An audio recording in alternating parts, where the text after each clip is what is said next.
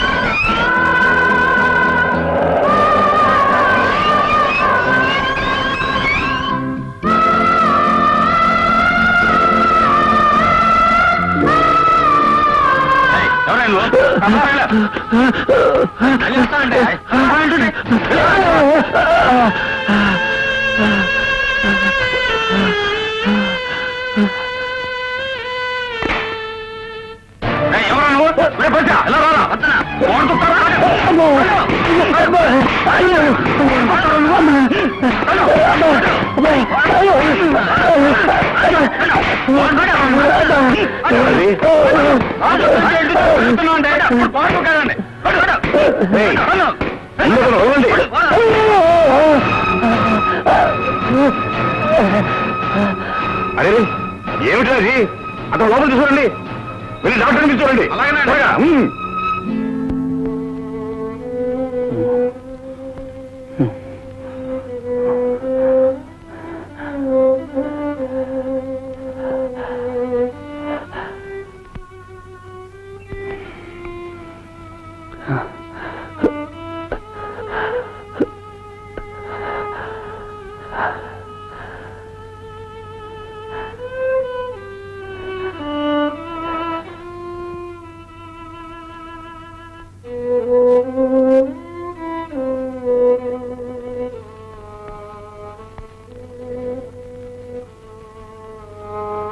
ఈ ఇంట్లో ఏం కావాలని గోడ దూకి రాబోయావు?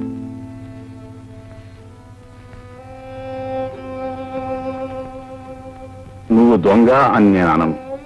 ఎందుకంటే దొంగతనం చేసేవాడు మనుషులుండగా గోడ దూకడు. మరి ఇంకేం కావాలని గోడ దూకి వచ్చావు?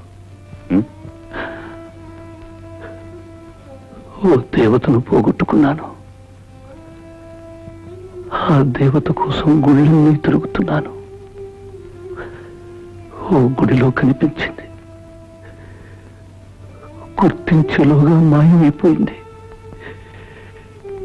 ఎటు పోయిందో అని వెతుక్కుంటూ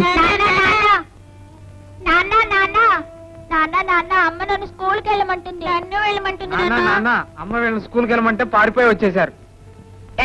నాన్నగారితో చేయం చెప్తున్నారు, రండిటో.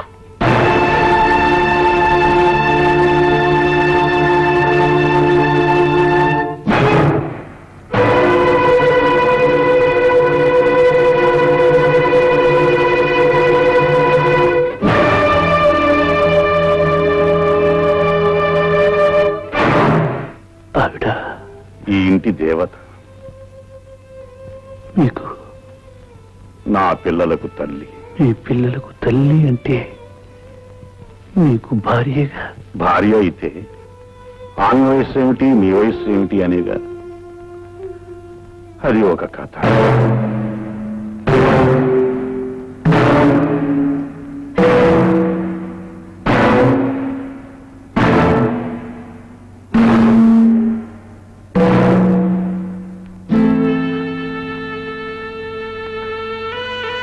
మీరు ప్రాణాలకు తెగించి ఆమెకు ప్రాణదానం చేసి ఆమెను దేవతగా చేసి గుళ్ళో ప్రతిష్ఠించారు.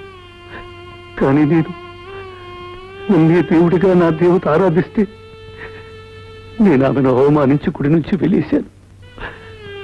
నేను మనిషినంటారా? మనిషి రాక్షసుడై తప్పు చేస్తాడు, తప్పు తెలుసుకుని దేవుడు అవుతాడు. ఇంతకీ ఎక్కడా దేవత? ఎక్కడో ఎందుకుంటుంది? పవిత్ర దేవాలయంలో ఉంటుంది. ఏ దేవాలయంలో ఉన్నా తన భక్తులకి అందుబాటులోనే ఉంటుంది. ఉంటుంది.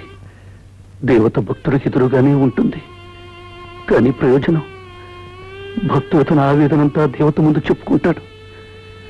కానీ ఆ దేవత అనుగ్రహించిందో లేదు భక్తుడికి చెప్పదుగా. చెప్పకపోవచ్చు, కానీ మనలా మాట్లాడితే ఆమె దేవత ఎలా అవుతుంది? దేవత తన భక్తుల్ని ఎప్పుడు కనికరించాలో అప్పుడే కనికరిస్తుంది. నువ్వు అనవసరమైన ఆలోచనలు పెట్టుకుని మనసు పాడు చేసుకో. నీ దేవత దొరికే వరకు ఇక్కడే ఉండు, విశ్రాంతి తీసుకో.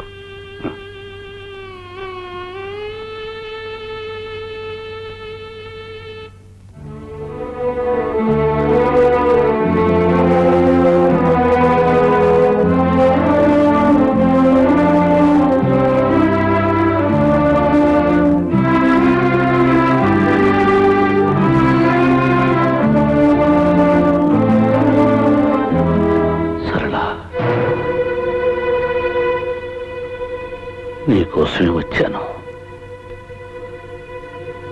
చాలా ఆలస్యంగా వచ్చారు. వచ్చాక సంగతి తెలుసుకున్నాను. తెలుసుకున్నాక వెళ్ళిపోతారనుకున్నాను. ఎలా వెళ్ళగలను నిన్ను విడిచిపెట్టి? విడిచిపెట్టి వెళ్ళారు, కానీ విడాకులిచ్చి విడిచిపెట్టగలరు. విడాకులు ఇచ్చాను కాబట్టి గోడ దూకి రావలసి వచ్చింది. ఆ స్థితి నాకు తీసుకురావద్దు. సరళ, అవును, గాలిపటం ఎంతో ఎత్తుకు ఆకాశంలో ఎగురుతుంది. ఎంత దూరమైనా సంతోషంగా రెపరెపలాడుతూ వెళ్తుంది. కారణం తను నమ్ముకున్న దైవం చేతిలో తాను సుఖంగా ఉన్నానని. చెట్టు కొట్టుకున్నా కొమ్మల్లో ఇరుక్కున్నా బాధపడదు.